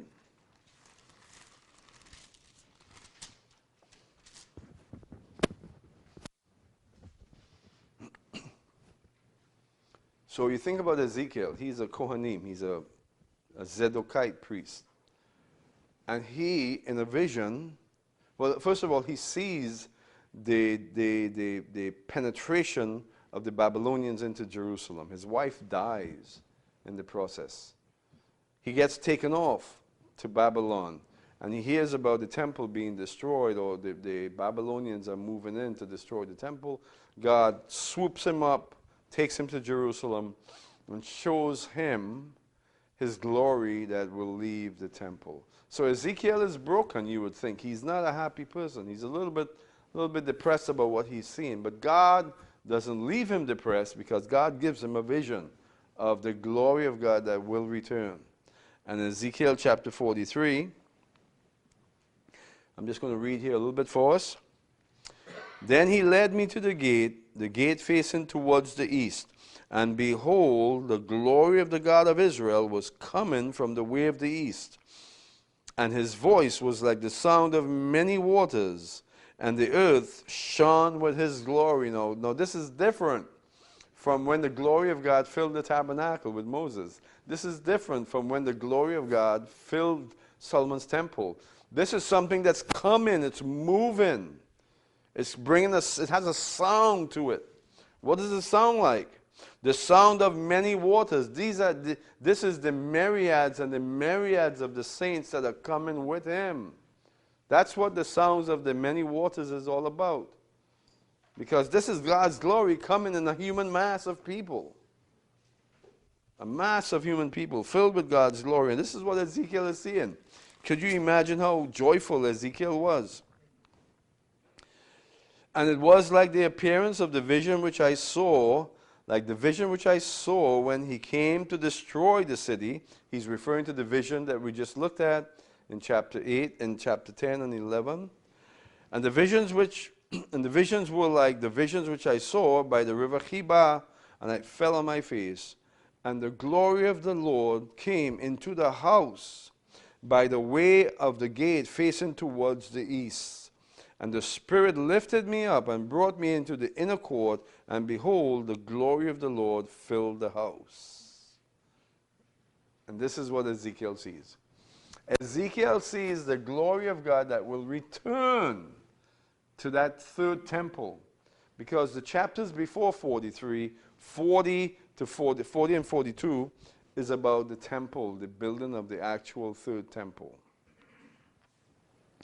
So if you go back, and you will do this in the course, I think, you go back and you read 40, 41, particularly 41 and 42, you see there the construction of that third temple. It's a literal temple. It's a real temple. It's not a metaphoric, symbolic temple.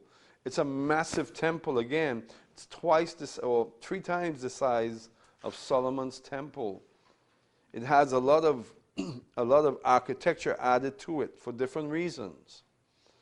And so God gives Ezekiel, first of all, this incredible schematic, this plan, architectural plan for this temple. And then when the plan is complete and he sees the temple complete, he sees the glory of God returning. You see how gracious God is to Ezekiel? How gracious that he allowed Ezekiel to see this thing and record it, and it's recorded for us. God wants us to understand what he's doing. He doesn't want us to be left blind and ignorant about what he's actually doing. God is preparing, and this is revealed in his word. He's preparing to move into his temple. It is a travesty that we refer to the third temple as the Antichrist temple. It's a travesty that we do it, but we do it. We used to have a friend of ours that would come from Jerusalem to talk with us. His name was Gershon Solomon. His name is Gershon Solomon.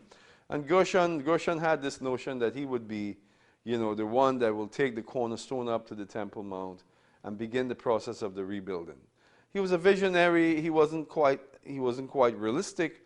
I mean, we supported him because, he was a visionary. He was doing a good thing. When the temple is rebuilt, it will be done carefully and meticulously and correctly, not haphazardly. But we like Gershon, right, because he had this zeal and he had this fire in him. And he would come here once a year and speak to us about this cornerstone and the building of the third temple. And we used to attract many, many people from different parts around Florida, even from parts of the country. And they would come, many of these Christians will come to see him because he is preparing to set the cornerstone for the Antichrist temple. I remember interacting with one group that came here. They came from some remote area here in Florida, country people, and they came here, Christians, and I engaged them in conversation, and finally, one of the guys slipped and said, "He's the Antichrist," referring to Gershon. Why? Because he's Jewish, he's looking to rebuild the temple, he's Antichrist, and so we've come to see the Antichrist. And from their point of view, it's exciting because this is telling them that soon they're going to be raptured out of here. So they came from wherever, boondocks, whatever boondocks they came from, and they're all hyped up to come here, see the Antichrist, because this is their proof that soon we're going to be raptured out of here. You see how ridiculous the pre-tribulation rapture is and what it can lead people to get into. Anyway, of course, Gershon wasn't the Antichrist, and of course he's not going to rebuild the third temple. Maybe his cornerstone might be used. We don't know. It's just a cornerstone. It's not the cornerstone that we know, who is Yeshua. Maybe a symbol of it. Perhaps we don't know. But you see, the third temple will be rebuilt. It's going to create a ruckus in the nations.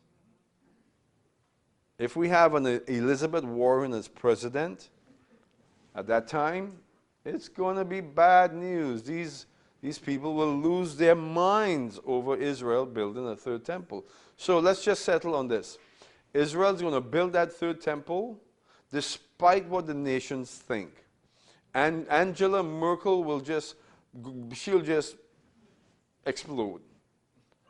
she'll just come apart, all right? And you know, the United Nations will send out resolution after resolution after resolution about these Jews that are building the third temple. When the third temple begins to be built, much of Christianity, those of the pre-tribulationists that are left, are going to be screaming, Antichrist temple, Antichrist temple, don't be deceived by it, the Antichrist is coming. And we're going to be raptured out of here, but please, if you're going to stick around, don't be deceived by it. That's going to be the message when this third temple is going to be rebuilt. But it's going to be rebuilt according to Ezekiel. It is the temple of God that the glory of God returns to. Then we just read it. Now, I'm a purist when it comes to the Bible. I'm a purist. What does that mean? I take the Bible literally. There are times when you can allegorize the Bible, and it's fine. There are allegories. They're rich, powerful symbolisms and allegories in the Bible, but you got to know where they are. You just can't apply them everywhere, right? This is not allegorical. This is literal. This is the glory of God that returns. Verse 7, and he said to me, Son of man, this is the place of my throne, and the place of the soles of my feet, where I will dwell among the sons of Israel forever. Verse 7a. You see that? He goes on to talk about the priest and so on, but this is God's dwelling place forever. This is where God is coming to reign in his son Yeshua and with us. So this third temple is the actual living temple, the millennial kingdom temple, the sukkah. It's a sukkah, right? It's a temporary dwelling. Because at the end of this millennial kingdom comes the permanent dwelling. So we can't run off and say the third temple is the Antichrist temple. It's bizarre that we do it, and we shouldn't do it. Because God's going to dwell in that place. That's what Ezekiel saw. You know, the Bible says it, I believe it, that settles it. That's my thing. If it says it, I believe it. Now, back up a little bit to Ezekiel chapter 37. And we'll take a break. I'm working through your break here a little bit, but we'll take a break here in a moment. Ezekiel chapter 37 gives us a preview of what Ezekiel saw in Ezekiel chapter 43. So Ezekiel had a vision in chapter 37 as he was scribing, as he was having visions of what that temple would be like. And then it says in verse 24 to 28, he's speaking here. Now remember what Ezekiel chapter 37 is about. It's principally about the valley of dry bones, which is about the restoration of Israel, the complete and absolute restoration of Israel. At the end of this restoration of Israel, chapter 37, 24, my servant David, now who is he referring to? Not King David, but the son of David, right? Who is Messiah Yeshua, will be king over them, and they will all have one shepherd. Their king is their shepherd. Their king is their shepherd, right? Jesus is the good shepherd. He's also the king of Israel.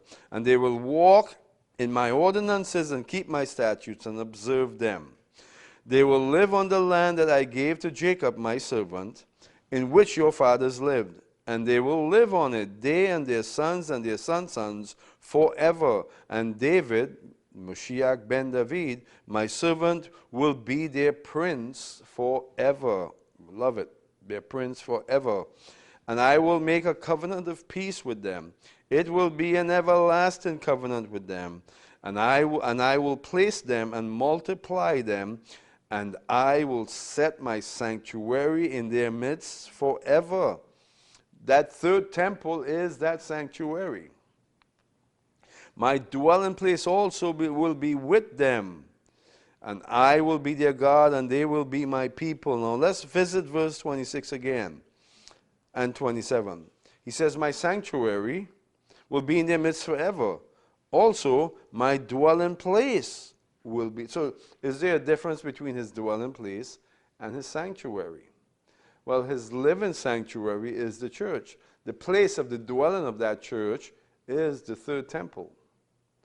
So he has his sanctuary, and his dwelling place, right? That's what it says in chapter 43. This is where I will dwell.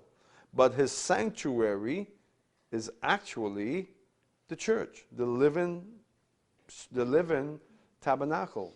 So in Jerusalem, in other words, you have his dwelling place, which is the third temple, and in that third temple you have his sanctuary. See it? And the nations will know that I am the Lord who sanctifies Israel. Listen, when I place my sanctuary in their midst forever. That's when the nations will know that he is the God of Israel, when he places the church, his living sanctuary, in the midst of his dwelling place in Jerusalem. For how long? Forever. It's powerful stuff here that Ezekiel gives us, right? God is planning to reestablish his dwelling place by bringing his sanctuary to Jerusalem. So when that third temple is built, it's going to be incredible. I should pull up a picture of it. But when that third temple is built, let's say this is the third temple, and this is Jesus coming with us, and we're returning. This is the dwelling place, the structure, the stone structure that sits in Jerusalem. But his sanctuary is the glory of God that will encompass the entire dwelling place, and not only there, but entirely all of Israel, all of Jerusalem, excuse me.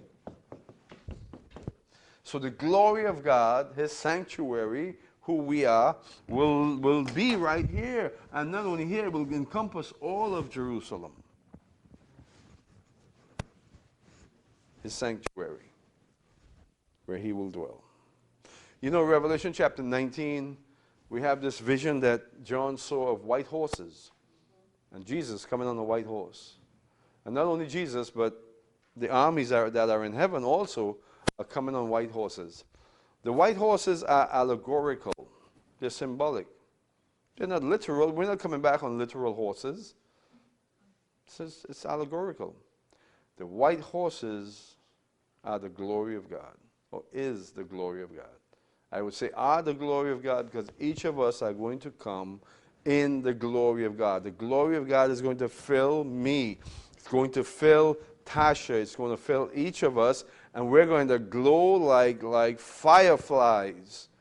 And John sees it in the vision. He refers to it as white horses.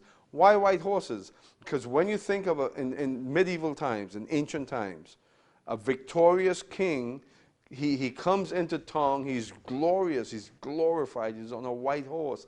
A white horse is a symbol of glory, right? And so John sees these white horses and the saints coming on them. It's glory that we're coming on. We're coming in God's glory. And so Jesus is leading us. You know, he's at the front of this onslaught against sinful humanity. He's at the front of the army. He's a righteous king, right? A righteous king who will lead the army into battle, his army into battle. You know, Alexander the Great, right? So you heard of Alexander the Great. Why was he great? He conquered a lot of region, a lot of territory. He was awful young. Very young, he was in his 20s. And he led this incredible army against the Persians, and he went beyond the Persian Empire. He conquered everything between Greece and Persia, and he went further into the Indus Valley and became great. But that's not why he was great. The historians will tell you. He was labeled by the people he conquered as Alexander the Great because he was the first guy over the wall. He was the guy that led the onslaught.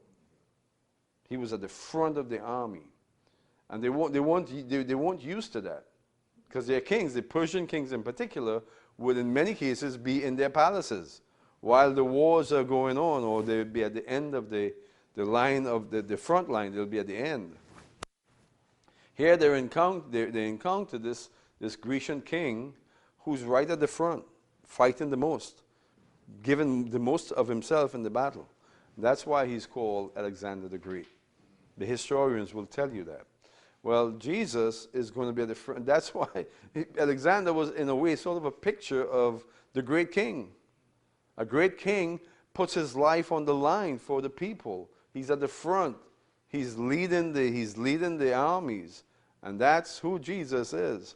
That's why he's referred to as the captain of the Lord's host, the captain of angel armies, because he's coming with us, and we're the armies in heaven, and we're coming to put an end to this rebellion. But most notably, as it refers to this, we're bringing the glory of God. We're bringing it back to planet Earth. We're reestablishing that glory in Jerusalem. And that is the glory of God. Let's take a break. We'll come back at 9:30. All right, so let's do this. So we've talked about the kavod Yehovah, the glory of God. We talked a little bit about the three prophets that we're going to be looking at, and so let's do a study guide. Why not? I'm not sure if you guys up on your study guides yet. By the way, what we just did, the second part of what we just did concerning the kavod Yehovah, is an actual class here in the course. I decided to do it because I wasn't equipped and ready to teach. Everything's negative. I'm sorry. Okay. All the tests were negative, so he may not even be staying the night. All right. So it was intergestion. We don't know. Yeah. You know. Yeah. All right. Well, good. I kind of figured as much. Did you get tools from him? I put the tools in this truck. Yeah. Yes. Thank you. Keys are still in the truck? Yeah. I don't know.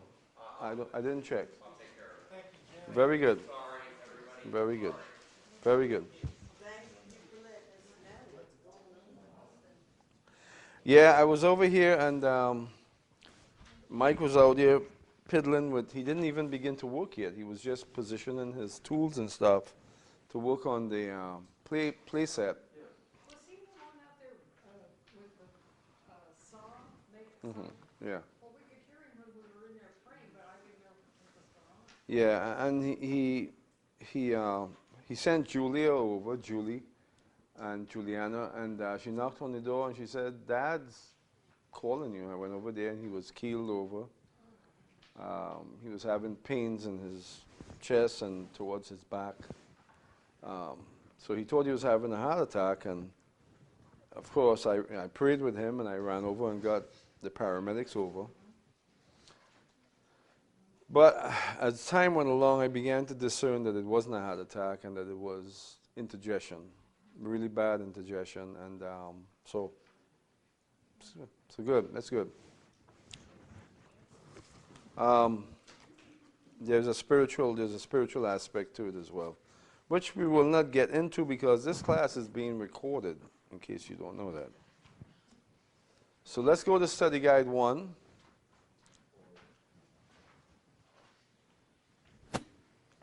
Prophets 3, study guide 1, I believe. What page is that on? Page 31. Wonderful. So, we talked a little bit about Ezekiel, and I'm hoping that you guys have kept up with the reading for the class. Where did the Word of God come to Ezekiel? All right, so the river, it's a tributary, actually, of Chiba in Babylon. What family in Israel did Ezekiel belong to? A Kohanim, but specifically he was a Zedekite Kohen. Compare Ezekiel's vision with Exodus chapter 24, 9 to 11. We're talking here about Ezekiel chapter 1, and also in Revelation chapter 4 and to 6 or 5. We'll talk about this next week more completely. This is what I was supposed to prepare for tonight, but I didn't. And so we can talk about this more next week, but suffice to say that what Ezekiel saw was incredibly profound and fantastic. He saw 4 living beings. And from the description, they were larger than life human beings. They were not human. They were connected. Their wings were all connected. They had 4 wings, and each one of their wings they connected to each other, so they were forming something of a circle In the middle of this circle, which there were circles within circles within circles, was the throne of God. And this is what Ezekiel saw. And there were colors and all sorts of rays of light and so on. And there's more or less the same thing, not to that extent, was reported by Moses and John in the book of Revelation. All right. Compare the appearance of God to that reported in Daniel chapter 10 and Revelation chapter 1. Again, we'll look at that next week more completely. Who was Ezekiel called to speak to? The sons of Israel. He was called to speak to or to minister to the sons of Israel. What was written on the scroll given to Ezekiel? Woes, lamentations, and mournings. Ezekiel was appointed a watchman. A watchman, that's the word on the board there, zahphah. That's one of the Hebrew words for watchman. To the house of Israel. God saw Israel as a rebellious house. A rebellious house. Ezekiel, by his actions, became a sign to Israel.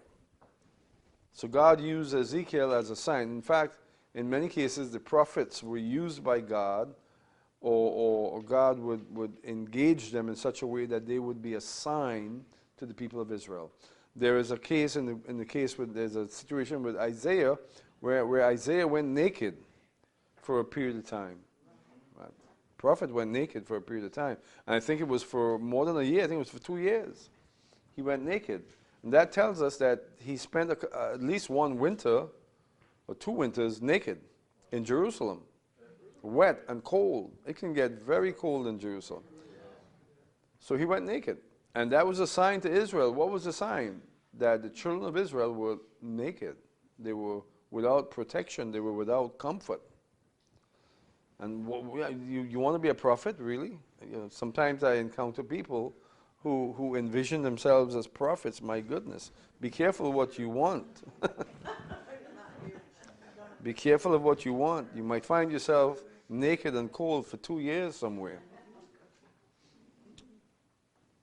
It's taken me a long, long time to acknowledge that part of my ministry is that of a prophet. And I got to tell you, I'm discovering aspects of it that's really difficult, difficult to deal with. But God helps you. You get to experience what people are experiencing. You get to be in a place where what someone that you're ministering to would experience would become your experience, literally. Not so good. Not so good. But it's good because God does it. All right. He portrays what event that were about to happen. Excuse me. Famine, wars, and dispersion. Now, does that sound familiar? Where do we see this for the first time? Leviticus chapter 26. In Leviticus chapter 26, God warned Israel concerning idolatry, the same sin that Judah had engaged in. What was the warning that God gave to all of Israel at Mount Sinai? If you engage in idolatry, if you profane my Sabbaths, here are the things that will come upon you. You will have war, pestilence, famine, plagues, and then I will multiply it 7 times over. And if you don't repent, ultimately I'm going to disperse you. And so here you see Ezekiel is relating to Israel. The very same things are about to happen. But Ezekiel is dealing with Israel after their dispersion. So God at this point had already inflicted the worst possible punishment upon Israel, which is dispersion. Right? And that's what Ezekiel reports to us. All right. Where did I get myself lost? God determined to make Israel a ruin, a desolation, and a reproach among all the nations, which is exactly what happened. Israel had become a ruined people among all the nations, a scattered people. You've heard about the wandering Jew, without a place to be, without a place to go, wandered from one place to the next. That was the history of Israel for a long time. Reproach among the nations. What is God about to do to the land of Israel? He's about to destroy it. He's about to bring upon the land and the people of the land exactly what he said he would do.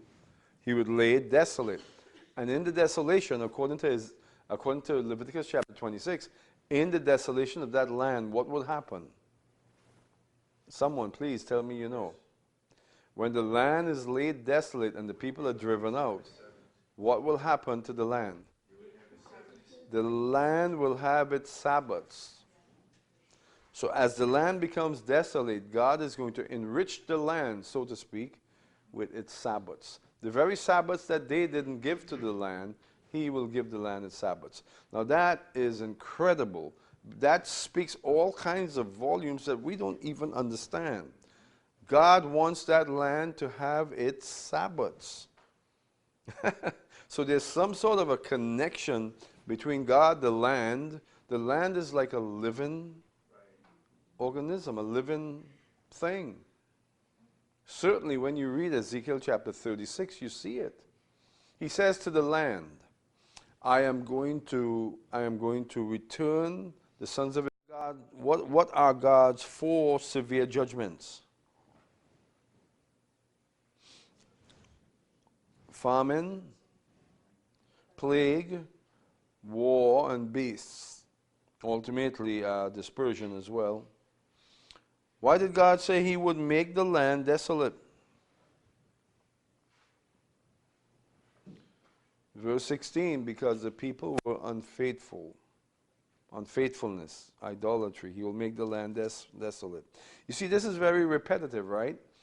And remember when we studied in Leviticus chapter 26, I said that Leviticus chapter 26 is a fundamental prophetic text that deals with much of Bible prophecy as it relates to Israel.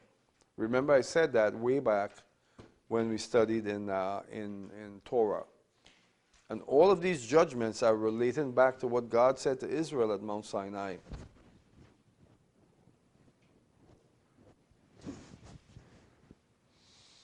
What is the relationship between God and Jerusalem?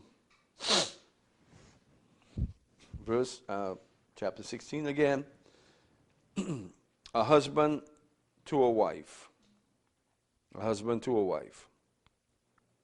Despite the harlotries of Jerusalem, God will eventually do what? He will receive his bride again. He will receive his bride again. Now, like I've said before, we've talked about this, there are many times that Jerusalem is synonymous with the people of Israel. Zion is also synonymous with the people of Israel.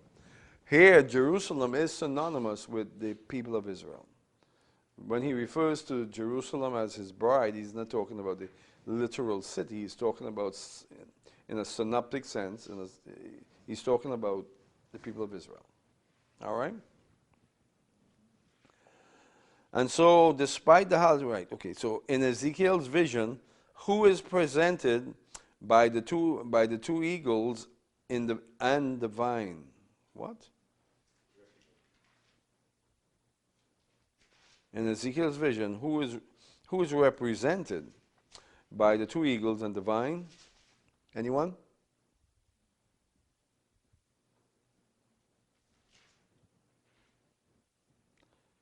The 2 eagles and the vine. It's talking about the Babylonians and the empires that will swoop down and Israel is the vine, destroy the vine. Anyway, what are the principles of judgment set forth by Ezekiel?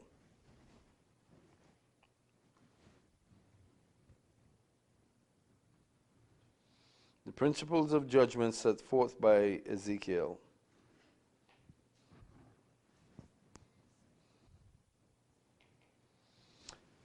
Well, man ultimately is responsible. Chapter 33, I think chapter 18 and chapter 33. Man is also ultimately responsible for his actions before God. All right, and we see it very clear in chapter 18 again and chapter 33. Man will be judged based on what he does. If he says it there in 33, I think it is, that if someone does good and turns away from the good and does evil, God will remember the evil, right?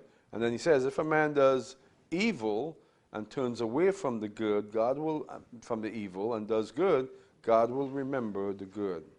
And that's a principle of judgment that we see in Ezekiel. In Ezekiel chapter 18 also and 33. Huh? Did I? Oh, okay. Who is represented by the sprig planted on the high mountain of Israel?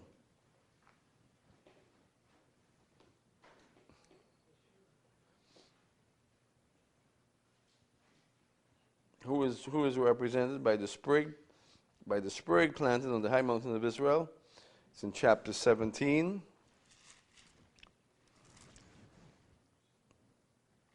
And I don't want to guess at this because I don't quite remember who exactly the sprig is. So we're going to have to go find it. Chapter 17. Great eagle in Lebanon and cedar. So we know the great eagles are the ones who are going to, okay, vine. Okay. Where we are.